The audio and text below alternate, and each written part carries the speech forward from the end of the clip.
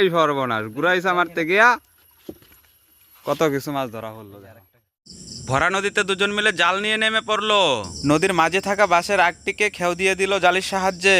যেখানে এতটা জল রয়েছে দাঁড়ানো অসম্ভব, তার মাঝে ভরা নদীর স্রোত। কতটা রিস্ক নিয়ে নেমে পড়লো নদীতে মাছ ধরতে, কারণ দু একদিন আগে নদীতে বন্যা হয়ে গেছে, কোথাও মাছ ধরার মতো জায়গা নেই। এই জায়গাটিতে বাঁশের মাথাটি জলে টাচ অবস্থায় থাকার কারণে একটি খেউ দেওয়ার মতো জায়গা রয়েছে। মাছ ধরা শখের হলেও এতে অনেক পরিশ্রম রয়েছে, তা না হলে দুজন মিলে এত জলে কুস্তাকুস্তি কি এমনিতেই করছে। আর অনেক কুস্তাকুস্তি পরিশ্রমের পর জঙ্গলটি জালিতে নিয়ে ভেসে সাঁতার কেটে ঘাটের দিকে ফিরছে। এত জলে মাছ মারা যেমন পরিশ্রমের ব্যাপার, অনেকটা রিস্কও রয়েছে। আরো না জানি নতুন জলে কোথায় কি ভেসে চলে এসেছে।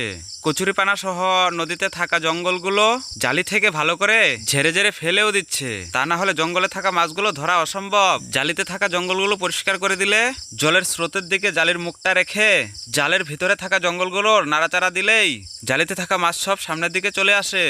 আর এরকম পদ্ধতি ব্যবহার করে কারা কারা মাছ ধরো বলো? দেখতেই পাচ্ছ হয়তো কত মাছ সামনে চলে এসেছে। যদিও এই জামটিতে তেমন মাছ ছিল না, অন্যান্য খেয়ে কিন্তু অনেক মাছ ধরা পড়ে।